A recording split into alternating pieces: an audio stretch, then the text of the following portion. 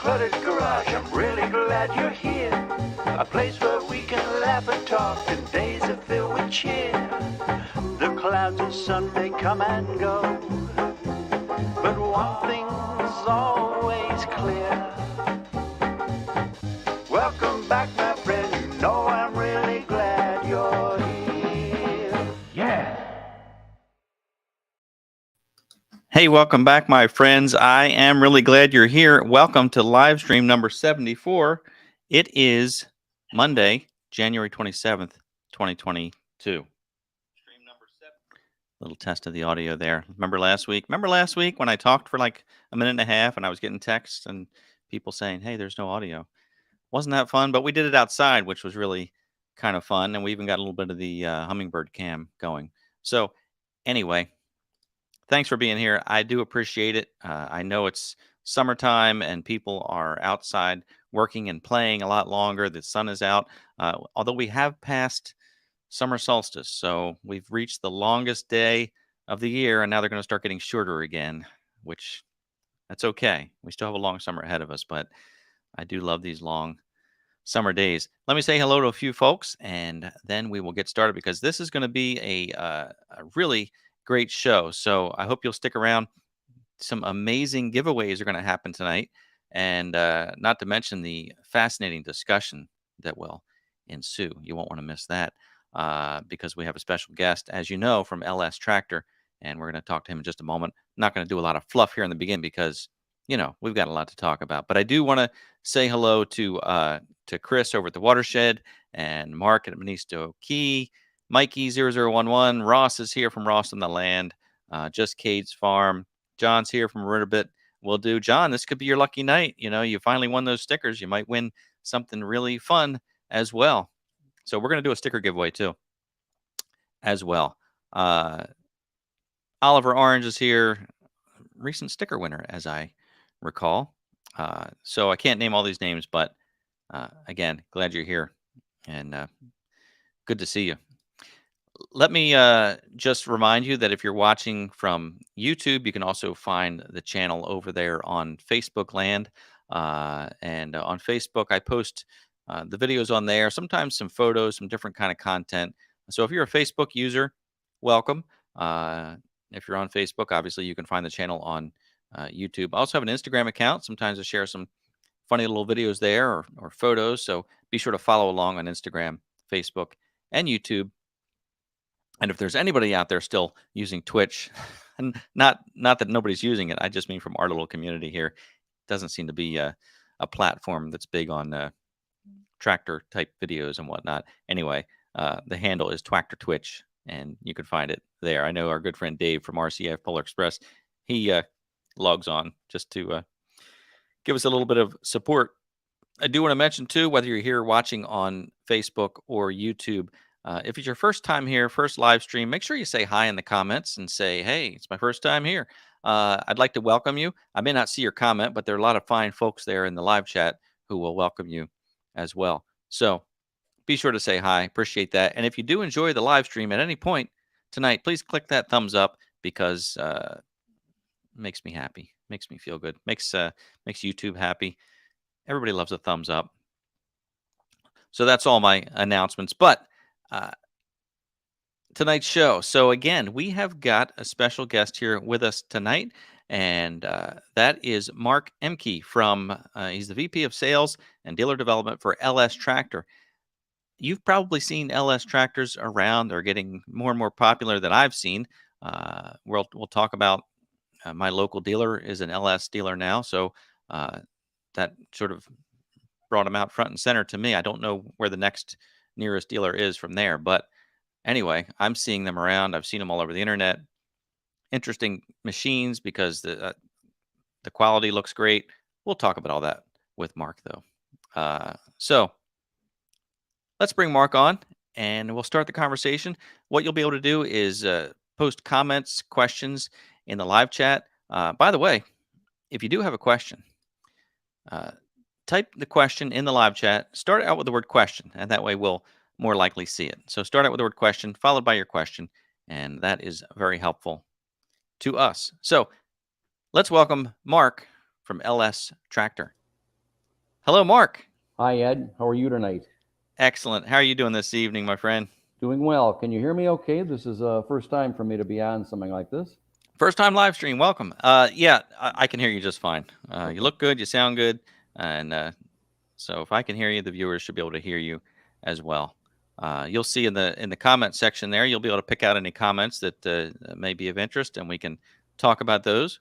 But I see where you are. It's still light in the background. Very nice. So I'm coming to you from wonderful Wake Forest, North Carolina. It's about 40 minutes from where our North America headquarters is in Battleboro. We have another office for marketing and some other specialties in the Raleigh area. And so we've been in this location of North Carolina for about 13 years now.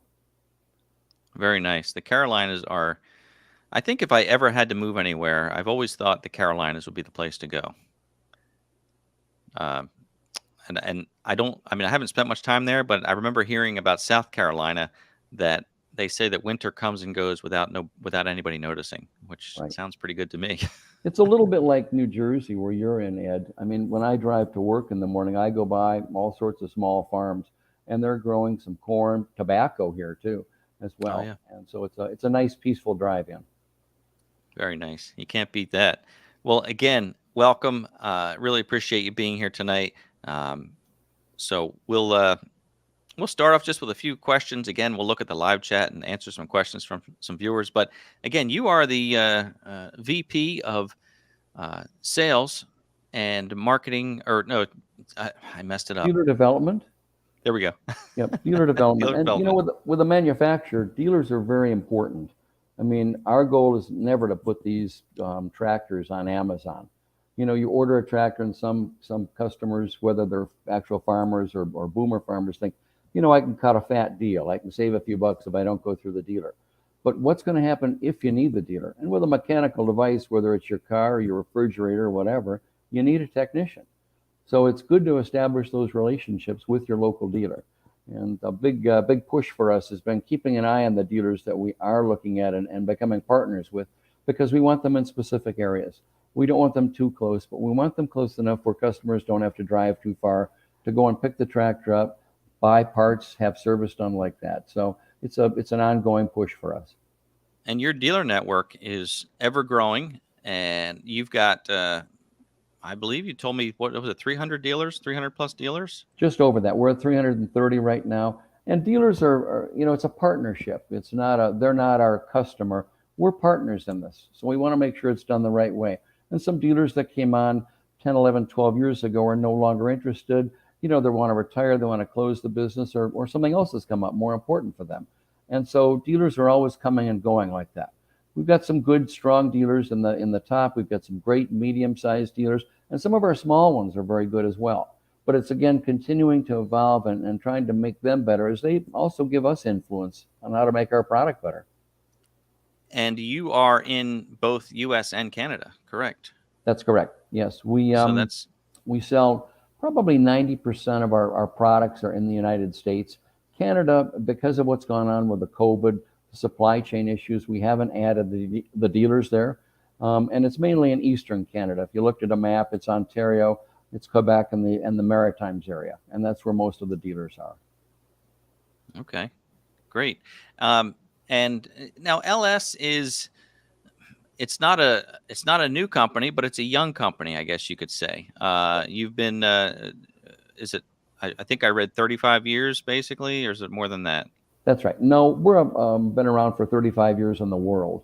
In the United States and Canada, 13 years. And so we've come a long way. Obviously, we're from Korea. South of Seoul is where we're located.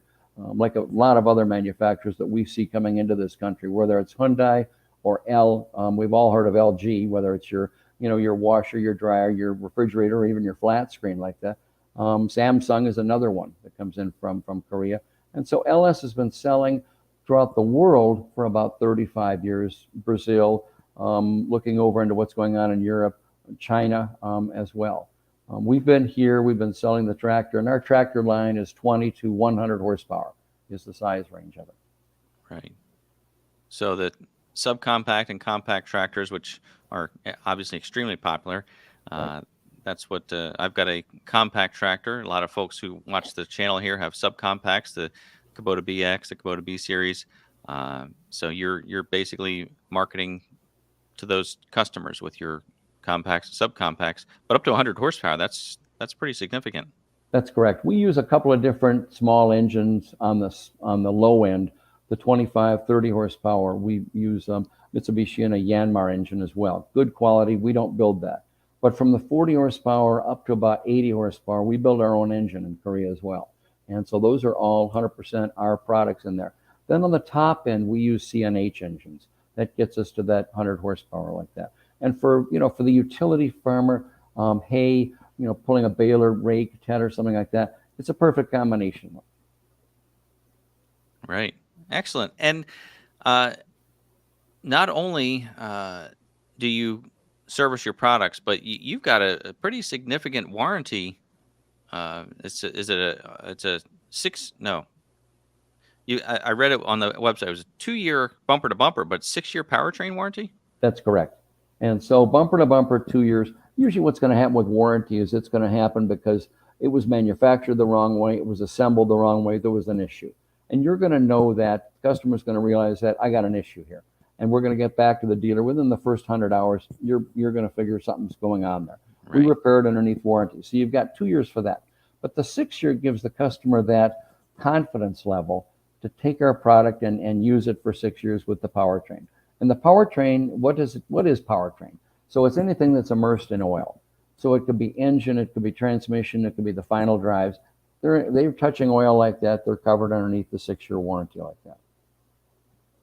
And that really is a tractor. I mean, a tractor is basically a drivetrain. You've got engine, transmission, rear end. That's all part of it. So that's really all there is. I mean, there's a few fenders and a seat, but if you right. took that off, you're right. You'd have just the powertrain there. Right. And so right. That's where we look at it. We want to protect the customer. We want to make sure that we go out there and they get a good feeling towards our tractor.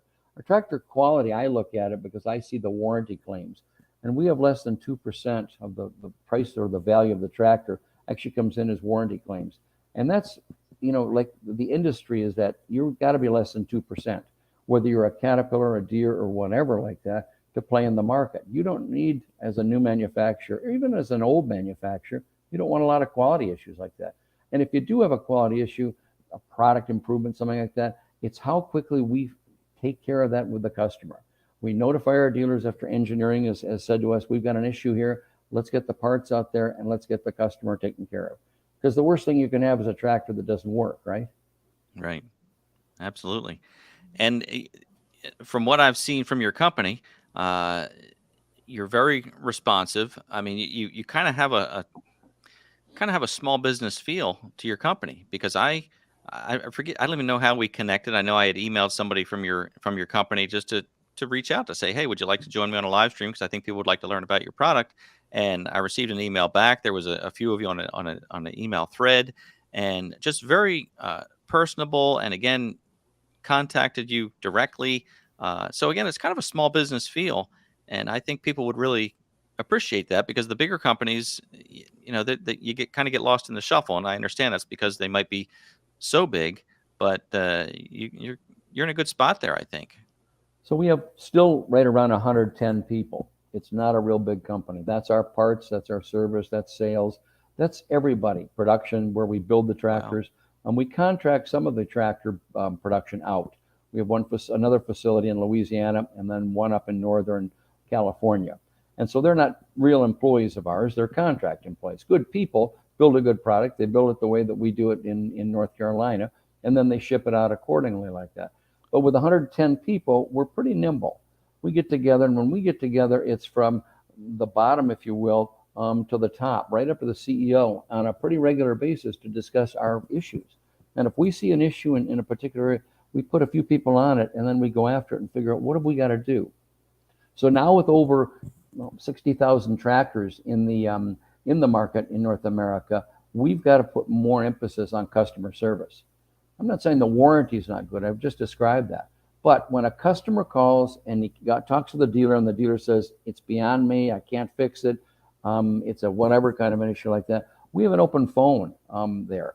And so we're adding to that so that people can make that call. And, people don't call to tell you how nice the weather is. People are going to call because they got an issue. The seat's not working. The loader, I broke it, doing donuts out there, or whatever the issue is. They're going to call and they're going to tell you about it. We've got to make sure that we are open for communication like that. We route people back to the dealer the best we can. That's what that customer service department does. We also get our service people involved. We have people in the field. And, have you seen this before? Is this an issue we need to go after? Is this something that we maybe need a product improvement plan on us to go after?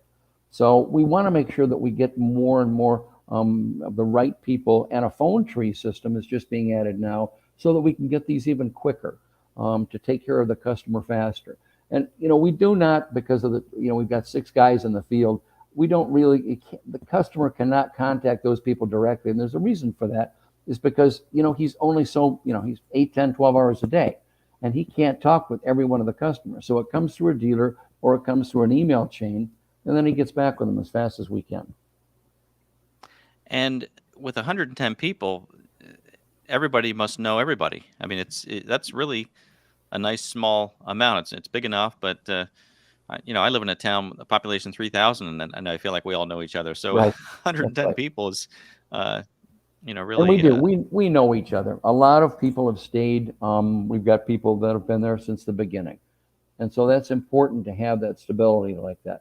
But we continue to add new people, young people that have just come out of college, even to get them into marketing and some of the other areas like that, so that we take care of the customer, we take care of the dealers, and do the right thing. Another issue that's come up, we all know about supply chain issues, whether it's the amount of hamburger on the shelf at Walmart or whatever. And we're not used to that as Americans and even Canadians. I mean, we've always had plenty, right? It's always been there. There's never been this issue. And now, the containers, the prices are up, but the ships are full of product trying to come over from Korea and China and Japan. And it's taking forever. We all watch it on the news at night. So one issue that we've started to address again is parts, because it's one thing to buy a tractor, but if you have a part that goes bad, and not even a warranty part. Let's say you got in your tractor the first time and you left the door open and you backed up and broke your door off. Well, now the air conditioning is not going to do much good. And in the wintertime, it's going to be really cold in there. So we've gotten to go outside to take a look at different places that we can procure glass at to try to fix that, because we can't get it fast enough from some of our suppliers in Korea. And with doors, we're starting to stock them even before that we have the new products coming in, because we've got to have those parts. We got to be ready for that kind of failure like that.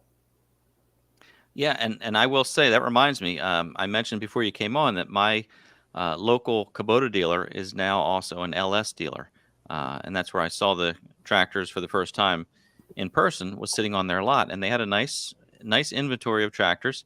I kicked the tires and thought, these are nice looking machines. I talked to the service manager, and she told me that the decision to bring LS in was not made lightly.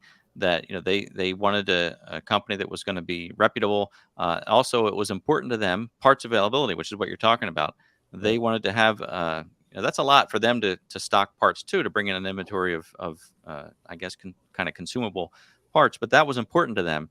So I think seeing LS tractors at my local Kubota dealer really helped me and brought even more credibility to the company. So there's a compliment to you and to LS. Thank you. Kubota is a good line. It's been a good product line. This year they're celebrating their 50th year in the United States. And so they've come a long way in 50 years. Well, we want to do the same. We want to go after the right dealers like that. And if there is a Kubota dealer or another type of dealer, a John Deere dealer, a Kloss dealer, or whatever kind of dealer out there that's interested, we want to talk with them and find out if it's the right fit like that. Because your dealer, I think it's Rokes, isn't it? Rokes. Right. in New Jersey. I think, once we start to have that relationship and talk with them, and does it make good business sense? Because they're interested in us, but we've got to be interested in them, and it's got to go both ways like that. Right.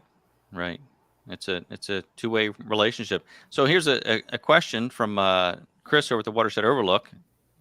Deep question here, but can you talk about what maybe sets LS apart from some of the other bigger, well-known names or longer-term companies?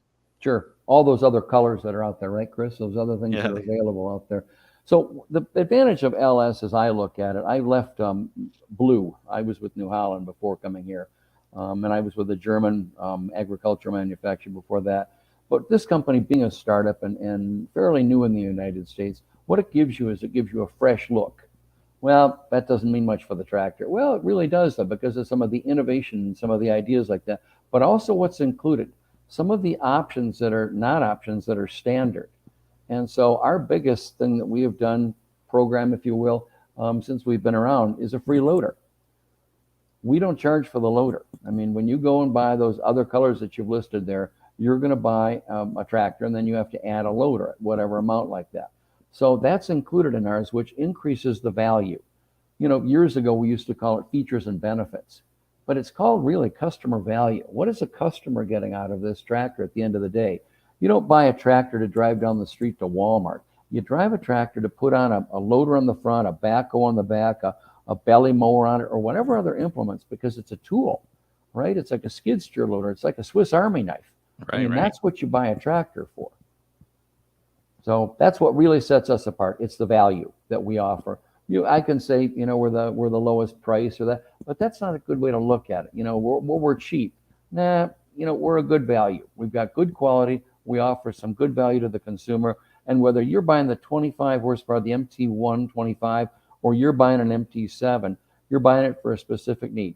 First thing when I say that, make sure that you buy the right tractor. Don't undercut it and say, I got 10 acres. I'm going to try to get by with an MT125. I'm going to mow it and I'm going to do this. You're probably going to need a little bit more oomph. You're probably going to need to step up to a 40, 45 horsepower tractor. But also on the other end of it, maybe I'm a little long-winded here, but on the other end of it, don't get a 573, and use it 10 hours a year. It's a nice looking piece of equipment, but again, it's a tool. It's like a Craftsman ratchet or like a crescent wrench, right? It's a tool. And that's how we've got to look at these tractors like this. That's so right. It's got to be right size. I mean, all of us, when we get a tractor, there are times when we wish we had something strong, something more powerful, something bigger. But I think that's always going to be the case. You have to really right size it for your property, for your use. And that, I think that reflects on the dealer a lot of times as well. If you have a good dealer, they'll help guide you with that. So that's a great point. Now, you said you were with New Holland before? I did the same job that I have now. I headed up the sales for New Holland Agriculture. I was there living up in Lancaster, Pennsylvania. Before that, I was with Claas. It's a German company headquartered in the United States out in Omaha. And that's what got me into agriculture. I didn't grow up on a farm. I mean, we grew radishes and tomatoes in the backyard in a garden. Right. That was my farming experience. So I didn't come from the ag side of it. I came from equipment, though. And I realized that, what you need is something that's reliable. If your car, your Ford F-150 dies one day, dealer comes and picks it up or you tow it in there, you can go and rent another car. There's not many chances you're going to get to rent a tractor, though. And if you're using that to make money with in the utility line, as an example, you need to make sure that it's going to work the right way, right? So we need to make sure that it's there for you as well. You touched on dealers there for a minute, Ed. Dealers make the difference. Dealers are our lifeblood. If we don't have good dealers, that's who represents us. They're Right. the ones that are talking to the consumer. They're the ones that answer the phone on Saturday evening or Sunday morning when that unit goes down. They're the ones like your local dealer that stock a certain amount of the parts. We don't want them to stock doors and windows and hoods. We want them to stock filters and belts and hoses. Those maintenance kind of deals that could go out pretty quickly, and you're going to change oil on a regular basis like that. Great. Hey, let's for those of you who are just joining us, we're talking with Mark Oehmke from LS Tractor, and Mark is the VP of Sales and Dealer Development. And we're going to be doing some giveaways tonight. So why don't we take a break here and talk about that a little bit? Let me show you what Mark has provided for us tonight, and we'll do a couple different giveaways. Very generous, by the way. Here's a cool hat that we'll be giving away, LS Tractor. Nice looking hat. I think that's really cool. And also, here's both items together. They'll be given away separately, but a hat and a cooler. Tell me about this cooler, Mark. Sure, it's a 45 quart cooler. It's a very heavy cooler. I'd show it to you myself, but I took pictures and had Ed put them up like this. It's probably equal to, it's pretty close to a Yeti as far as the performance of it. Price isn't the same, but again, it lasts a long time according to the people that I've been able to talk with that have used our coolers like that, whether it's dealers or actually our end users. Some of our customers have them. That's, again, really generous. And we're going to give those away. And that's for our U.S. and Canadian viewers only, unfortunately, because that's a big thing to ship. Excuse me. So what do you say we give away that hat? We ready to do that? Sure. Excellent. All right. Well, here's what we're going to do. The way this works, if you're just joining us for the first time, in the live chat, you're going to type a word. I'm going to show you the word here in just a moment. It's got a hashtag in front of it, so that way it doesn't pick it up from the comments.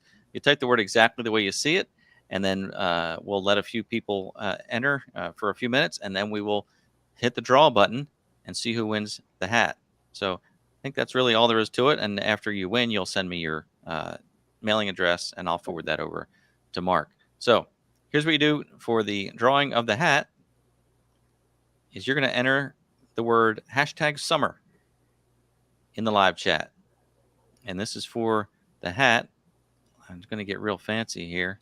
There it is. There's the hat. Very technical. Not bad considering you just sent me those pictures at like That's right. They're still warm. 6:30. Yeah, they are. So we've got people entering. I don't have any sometimes I have some background music playing with this to make it more exciting. But so this is for the LS hat.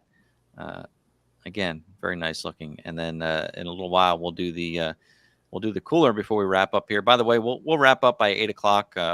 We usually keep these shows to 1 hour if we can, and that way people can move on to other shows or channels or whatever they do. So that'll be fun. Sorry, Margaret out there watching reminded me that I say the word fun a lot. So just an example here. Tony G, hashtag summer. Cliff, hashtag summer. That's what we're looking for. Doesn't matter if it's all caps or lowercase, but everybody's doing it in lowercase, which is fine. And that can be from Facebook or YouTube. So, well, thank you, Oliver Orange. Reminder to click that thumbs up button. We appreciate that. It is a nice looking hat, Brian, isn't it? It's very nice. All right. Well, we've got just about 40 entries here, and that's pretty average. So we're gonna hit this draw button here. Is anybody else gonna enter before I hit the draw button? We got it. All right. Here we go. I can do the drum roll.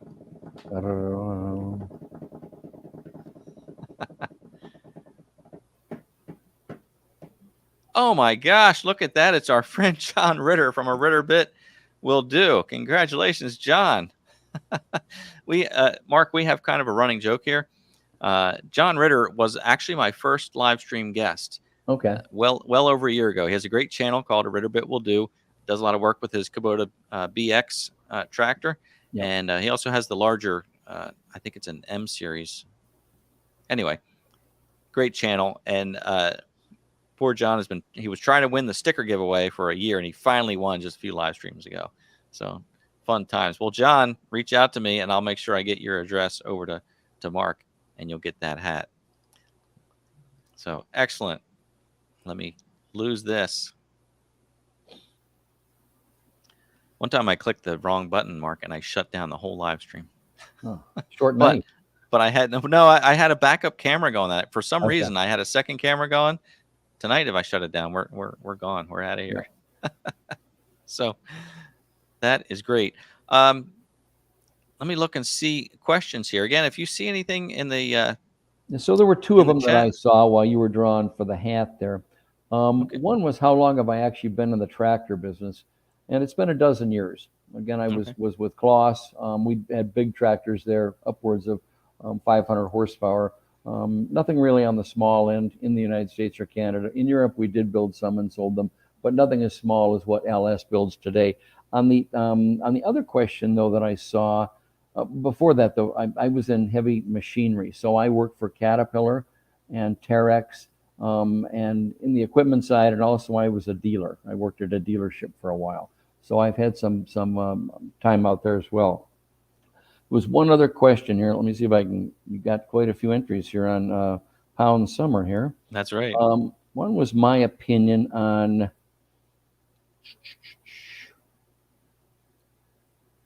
Can I talk about LS's position on the right to repair? And I don't know how many people of you on the listening audience or Ed know much about the right to repair. I believe that there's a time and a place for the right to repair. Farmers want to do their own repairs. Okay, I understand that. It's one thing if we want to replace the screen of this device here because we dropped it, right? And so that's the right to repair.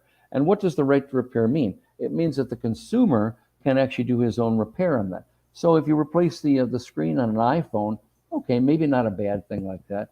But let's say we let that consumer work on his F-150. Okay, what's he going to do? Underneath warranty, he wants to get in there and maybe do something with the fuel system. Well, why would he do that? Well, he might want to get more performance out of it, chipping it. And in the heavy tractor market, he might want to also do some chipping like that. That suddenly becomes his warranty.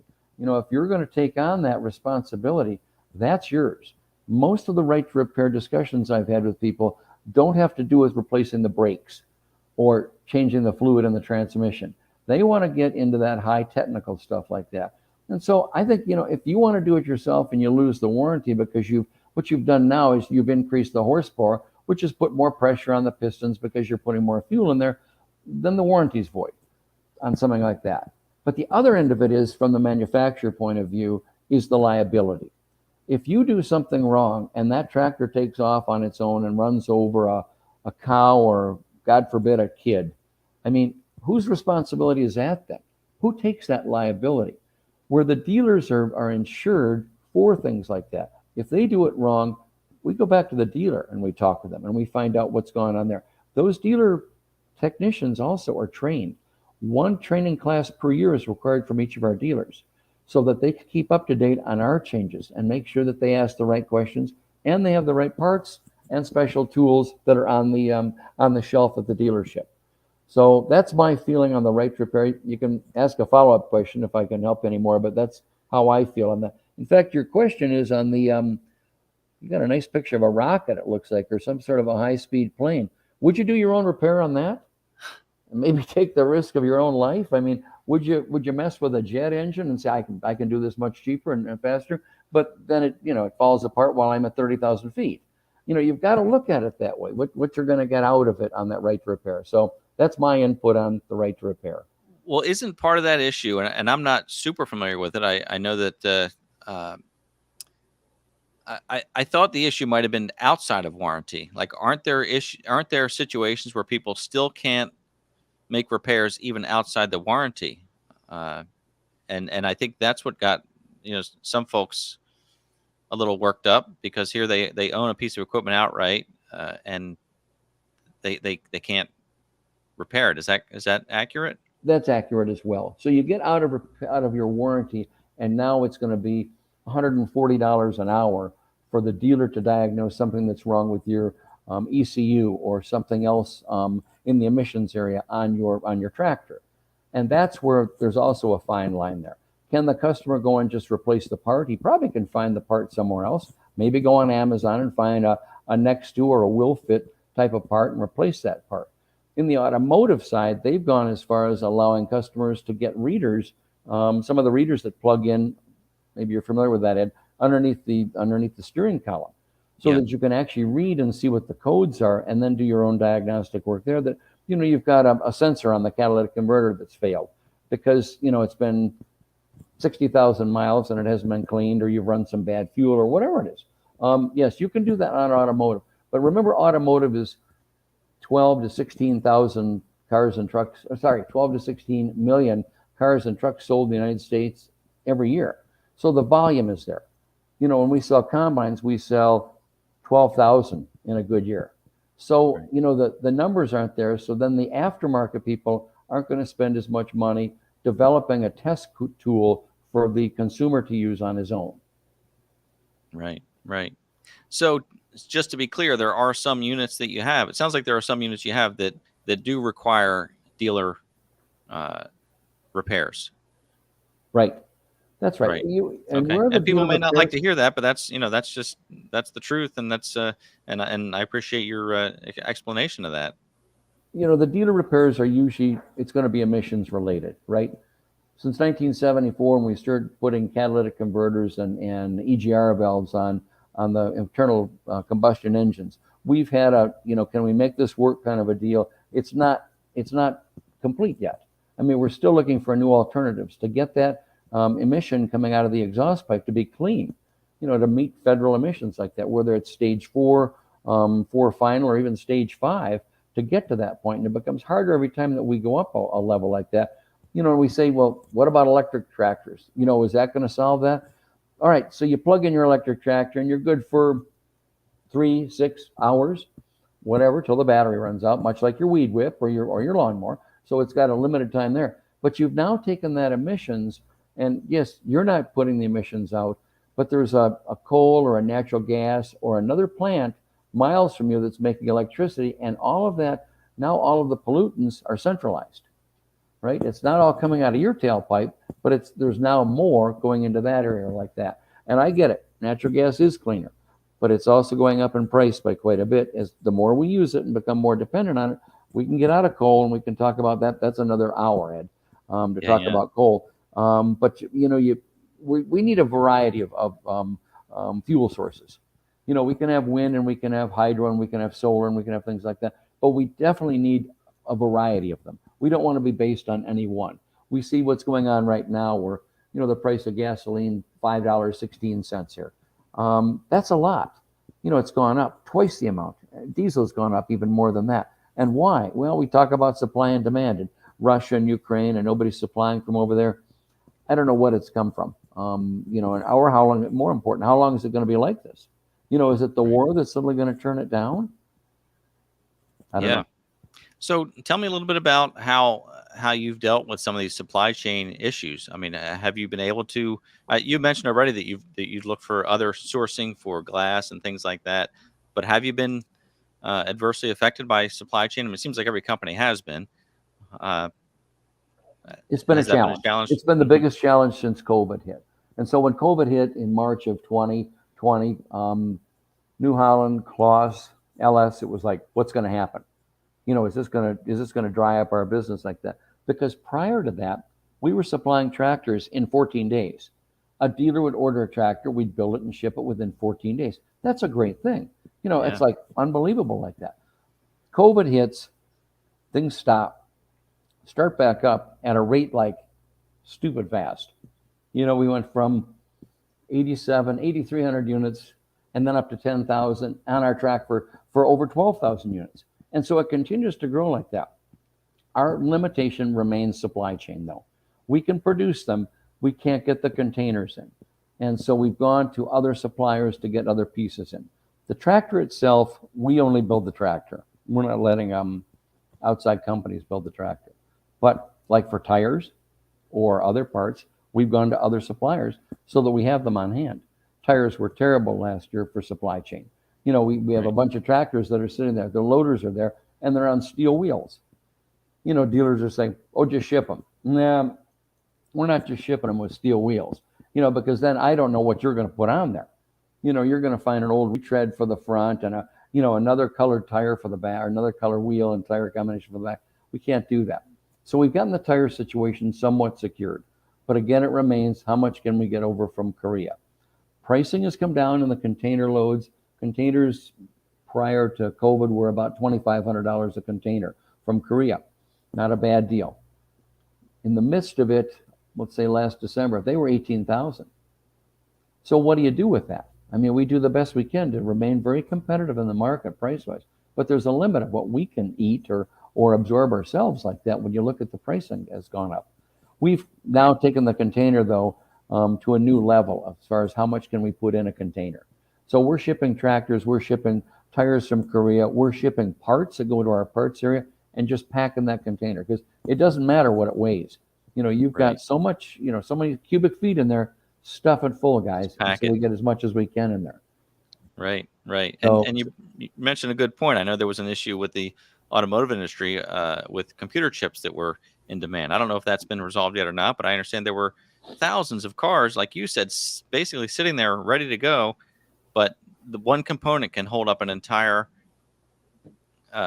product line, basically. That's right. And they still do. I was in Michigan this past weekend for a reunion going on there, and we saw the lots. The lots are still full. But what did the automobile manufacturers do? They took away the rebates. So that $33,000 truck you bought 2 years ago is $44,000. There's no rebates on it. Right. It's supply and demand, though. People are waiting in line for trucks like that. And unfortunately, it's still the same way to a certain extent with our tractors. Our dealers are calling daily. Can I get more tractors? Can I get more tractors? And we're getting 20% more this year from Korea. But we probably could use 40% more for the amount of dealers that we have that want to have more tractors on the lot. You know, and if you drive by a dealer and you see one tractor, two tractors, you say, is he in business? You know, you need to have 10, 12 tractors out there to show I am an LS dealer and I've got all the models here or half the models here. Come on in and test drive one. Right. Well, that's the way it used to be. So hopefully we'll get back to that. I just went through this whole experience with a side-by-side, and I just released a video today talking about that I was shopping for a UTV, and you just can't visit lots and kick the tires anymore because nobody has inventory, and it's difficult. But I do, you know, I'm confident that we'll get back to some sort of normal. But it's been difficult. It's probably next couple year. Of years. You know, it's probably next year. When we look at the inflation, it's slowing some things down, right? The amount of houses, existing homes on the market has come down. We've read that. Applications for mortgages are down. Consumer price index for May was up 8.6%. So it's not good as far as that goes. You go to get a mortgage, it's more expensive. You go to buy gas, it's $5 a gallon. So it's going to limit the amount of money that we all have to spend. And so can you afford that tractor? The other thing is when you go to buy a tractor and you see one there, people are buying them.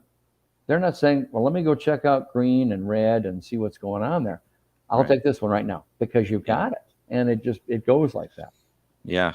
Well, having it in stock makes a difference. And people know they better not wait because they'll lose it. That's just how it is. It's gone. That's right. I'm gonna take another quick break, and we're gonna do the sticker giveaway now. This will be pretty quick, but for those of you who have never won these stickers before, we give these away every week. You can enter. If you've already won these stickers, I ask you not to enter because we want to give everybody a chance to enter. And this is for I'll send these anywhere, so it doesn't matter, U.S., Canada, wherever. We'll find a way to get them to you. But so real quick, we'll do this sticker giveaway, and the word you're going to type in the live chat is #stickers. I made it real easy tonight. So sometimes I try to be clever with my words, you know, so nobody can guess what it is. But sticker time, type in #stickers, and we will give away these stickers. And I'll put my email address up there shortly too, so that the winner can email me. 1 second here.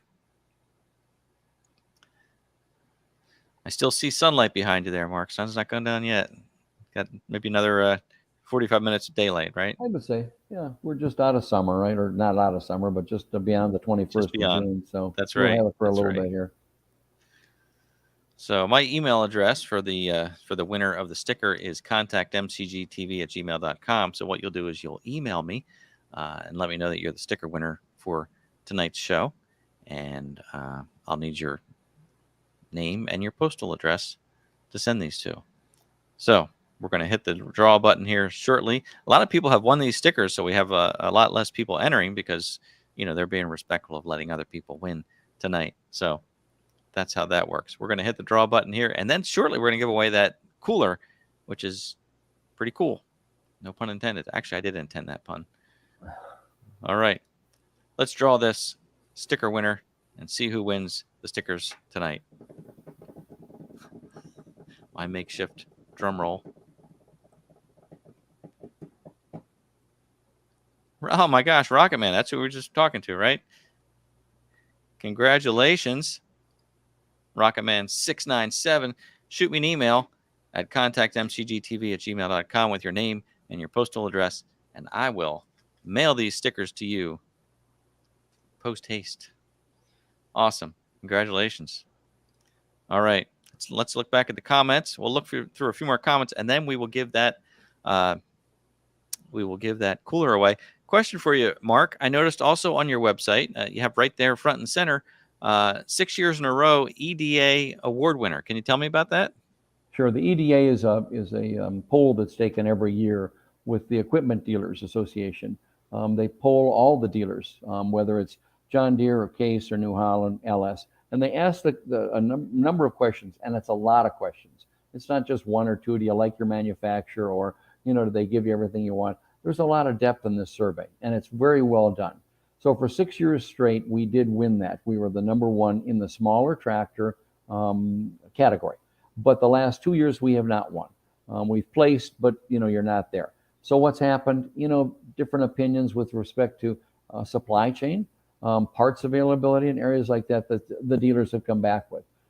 We don't have, we'll make some changes and do what we can as a business, to try to make things better for our dealers. But there's a limit, as there is a limit for our dealers. They're in business as well, to do the right things, take care of their customers, and at the end of the day, to make some money to keep the lights on.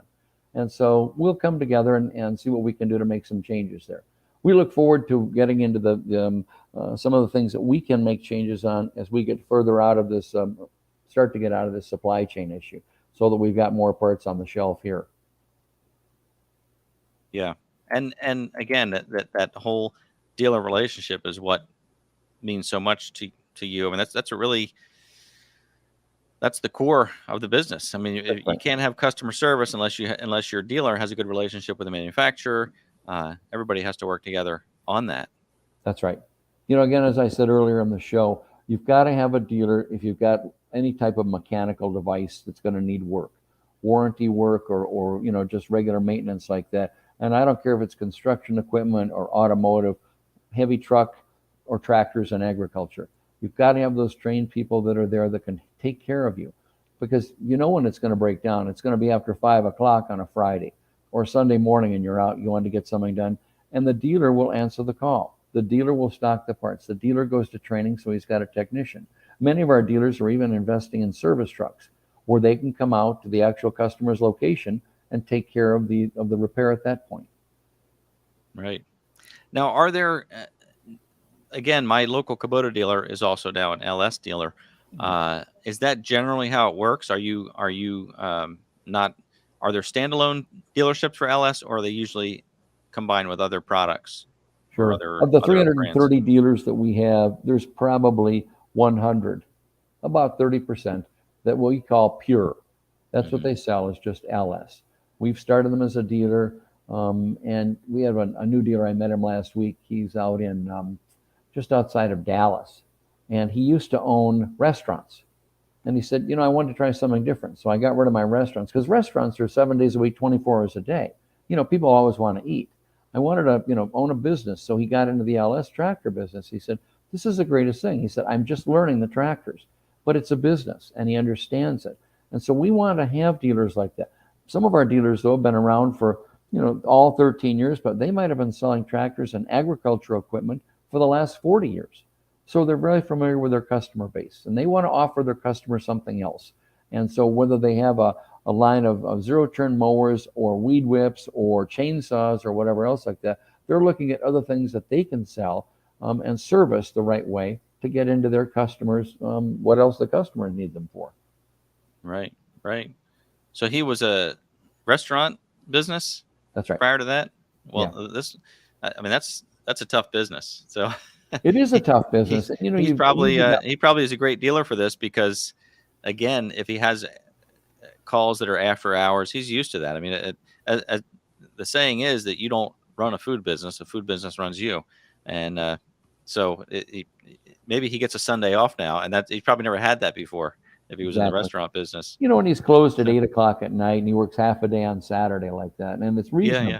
But he also doesn't need 2 shifts, right? You need 2 shifts of people if you're working them too many hours to do the right things with a restaurant business. Right. Yeah, he definitely knows hard work. So I would, regardless of his history of equipment, I mean, like you said, it's the business end of it that is also important, because you're going to get that customer service and support that you need. So that's great. I receive about probably 3 or 4 emails a week of businessmen that want to get into the LS tractor, businessmen and women that want to get into the LS tractor business. And we look and talk with everybody.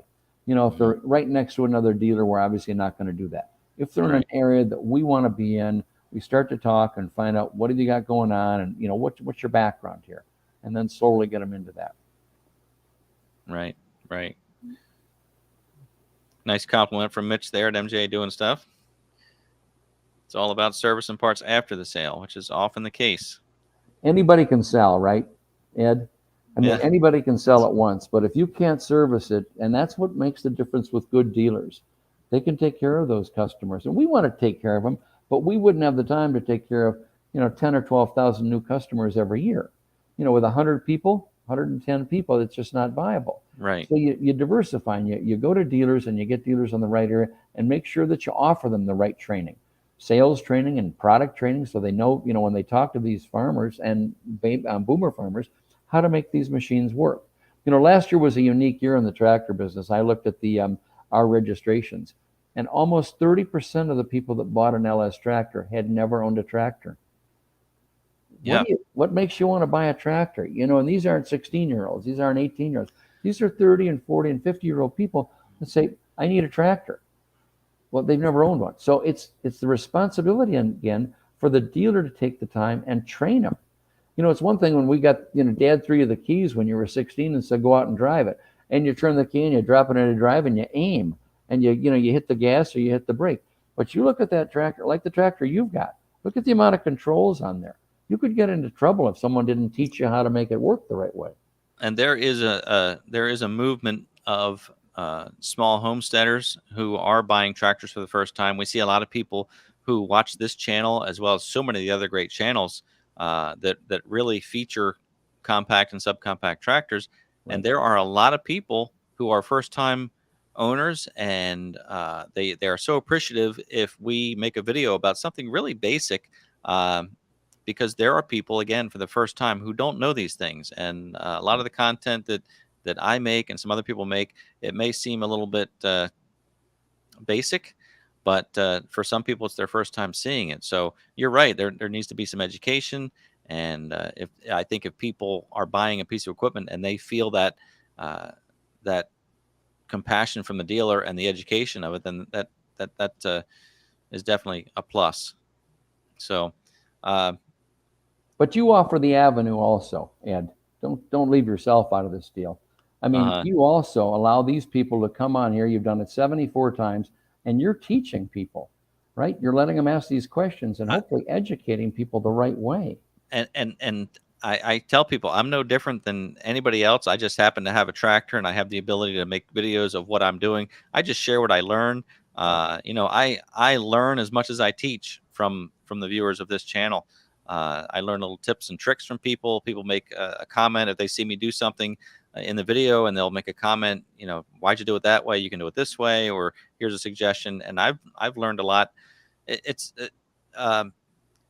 In this YouTube content creator community, I've talked about this with several other YouTube content creators, but there is a sense of community that was kind of surprising to me and to many other people who started making content for YouTube.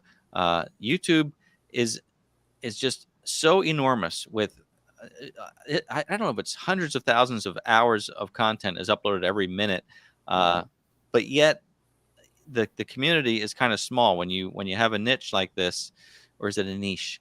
Anyway, when you have that, my lights are flickering. It's amazing that in the size of Google and YouTube that you can find a small community of people who appreciate that support and support one another. So it's very interesting. I saw a question here. I'm going to look back just a moment. I may have missed it. Something about Workmaster series tractors. Is that? Oh, that's a New Holland. Okay, I thought that was another brand. Well, that's actually part of their. Sometimes that comes up during talks.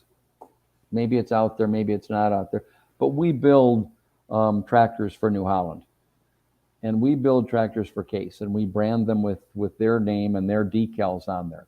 And the reason we do that, we formed these relationships with them 5 or 6 years ago, is because they can't, at many of their factories, based in the United States or even other parts of the world, build the same quality tractor that we can for what we can build it for and sell it to them for. Right. So they actually do sell LS tractors from 60 horsepower and below. Workmaster is one of the names that's put on some of these tractors on the New Holland side. Okay. Well, again, that's a compliment to LS, that other companies would trust the product quality, and if it's good enough for them, it should be good enough for us, right? Right. We don't want to rest our laurels on that, though. We've got to prove it ourselves. We've got to go through our own dealers like that, not the New Holland and the Case dealers, to make it happen. But we do supply them, and on the back end, we take care of them as well. Right. That sounds all good to me. That's a positive thing as far as I can see. Yes. So excellent. I'm just looking through some comments here to see if we missed anything else, and then we'll do this final giveaway, which is the big one. All right. Well, if you see anything, pull it out for me while I bring up this next giveaway. And what we're going to be doing, for those of you who are watching right now, we're going to give away this LS cooler. I'll pull this up here. And this is branded. That's pretty neat that it's actually embossed in the lid and on the front of the cooler. That's not just a cooler with a sticker on it. So that's pretty. And you said it's 40 quarts? 45. 45. So what's that? 10 gallons? 4 quarts in a gallon? It's I'm looking at it right now, and it's bigger than a 10-gallon aquarium on the inside. So I've got a thing. Yeah, a little bigger than that. Very nice. All right. So this again is this can only be shipped to U.S. and Canada. So unfortunately, we can't open this up to the entire world, but most of our viewers here are U.S. and Canada. So this is a big one, and you're going to type in the live chat this word that I enter here, that I show you here momentarily. Let's see if this works with this.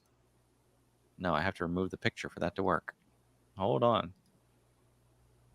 So many buttons here. All right, so in the live chat, enter the word hashtag LS Cooler. Now, I did it in all caps just because it was easier to read, but you can do it in uppercase or lowercase. And this is for the cooler. I can't bring it up on the screen at the same time like I did with the hat because I didn't make a graphic for that. But for the 45-gallon LS Cooler. Quart. 45 quart. Yeah. You wouldn't be able to carry it if it was 45. That's right. That'd be a lot of beer. Awesome. And we'll look at the live chat. There you go. LS Cooler. Just like that. Just like Marty did there. Mike did it in lowercase. That's fine too. And there's Sassafras, Tony G. I don't know where that is. Anyway, there you go. Margaret did LS Cooler in uppercase. So that's what we're going to do. And again, anybody within the United States or Canada can enter to win this. And we should see a lot of entries here. So we'll give it just another moment, and then we'll hit that draw button. And what you'll do when you win this, you're going to email me, as I shared before. You'll email me directly at contactmcgtv@gmail.com, and then I will forward your name and mailing address or shipping address to Mark. And Mark and Mark or one of the other 110 employees will get this out to you. We'll get it shipped right out. Somebody will do it. So now, do you guys attend trade shows? We do. We select about, I think we do 6 national trade shows, and that includes one of the nationals it's called Woodstock, Canada. It's a very big show there. And then there's another 5 larger shows throughout the United States. Not all of them, but we attend those. And then we also pick some regional shows, some smaller ones that we do with our dealers. We let the dealer run it. We come in and we set up a display and put out so many tractors on there. And it's a good thing because now the customer can come and take a look at John Deere. He can look at Kubota. He can look at LS Tractor, all with one ticket. It's a $10, $12 ticket to get into the show. He can now go there and he can ask questions. You can't drive it, but you can at least narrow down some questions like that. It's like an automotive show when you go to a car show, or anything Right. else like that. If you can do that, now you don't have to go to all these different dealers to see that. You narrow it down, pick up some literature maybe, and then you go back and do, after you've done your research, you go back to the dealer and you demo it. You get out there and Yeah. actually drive it. And there are a couple big shows in Louisville that our viewers talk about. One is the, I think it's the Farm Machinery Show. I don't know if you are part of that one. Yes. And then That's a there's very busy show. I'm not sure if everybody there wants to buy a tractor or just come in and get warm. It's just it's in Louisville, Kentucky, nice area, center of the country. You get so many people there. It's difficult to actually talk with the amount of people that come through our booth. So we usually have a lot of people there. We'll have 10 tractors, and then we usually have 10 or 12 people so that everybody gets one tractor to talk about with a customer. The other show is the GIE show, and that's Yeah. one that I believe that's in August or September this year. Also in Louisville, same area, a little different. And for smaller tractors, that's a great show for us to be in. Right. That one's more geared toward maybe specific. I think it's, I don't want to say just landscapers, but like you said, I think it's smaller equipment. It's smaller equipment.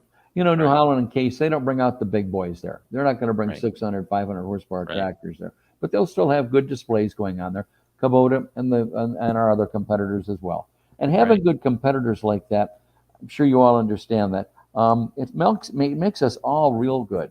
Because if we weren't good and couldn't compete against these competitors, then you might be getting less than good products, right? And so Right. the better you do against your competitors and you see what they've done and how did they get to that low warranty rate, what's the value that they're offering the customer, if we can do that and do it a little bit better, now the customer gets more out of it. Right. Well, again, we have a lot of viewers who attend both of those shows. I know that John Ritter was at the GIE, and some of the other folks were at the Farm Machinery Show. So if you're there, I don't know if you'll be there, Mark, but certainly to the viewers, make sure you stop by the LS booth. Maybe you'll meet Mark. Maybe he'll be there. I will be there. I try to attend all the national shows, including the ones in California. And it's good. It's good to be able to talk with the people and answer the questions right there face to face. Well, there you go. There's an opportunity to meet Mark directly as well as to look at the equipment. Hey, let me hit this draw button. We've got 51 entries here. Good chance for somebody to win. Chances are good. So let's hit it and see who wins the big cooler from LS Tractor.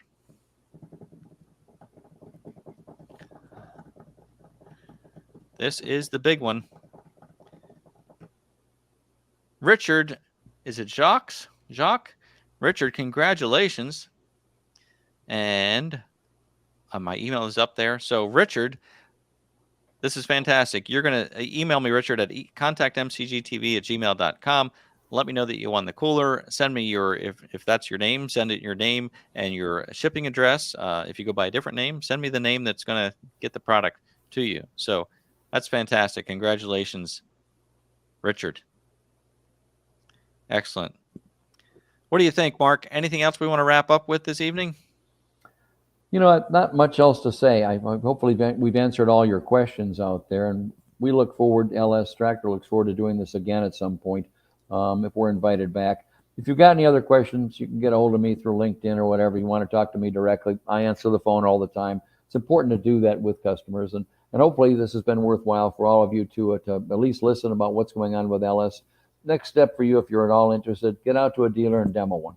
Get on the seat and see that it fits you, and just don't buy it. Get out there and actually test drive it. Right. Make sure it's the right machine for you. Like you said earlier, make sure it's right sized for your property, for your needs. But it sounds like you have something for everybody. Yeah. So that's great. Again, thank you, Mark. I definitely would like to have you come back. Folks, if you do have a question about LS, you can also contact me. I've got Mark's contact information. I can reach out to Mark for you or connect you. Again, such a great small business feel to this company, and that's so important to be able to speak directly with Mark or somebody else from the company. So that's that to me is a big selling point for the product. And again, the quality must be there because we've got dealers who are becoming LS dealers and showing their confidence in the product. Right. So good stuff. All right. Well, thank you, my friend. Good. I appreciate you hanging in with me a little extra. We're at 8:05.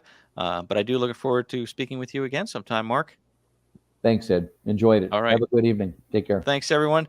Thanks for watching tonight. I really appreciate it. And as always, I look forward to seeing you next time.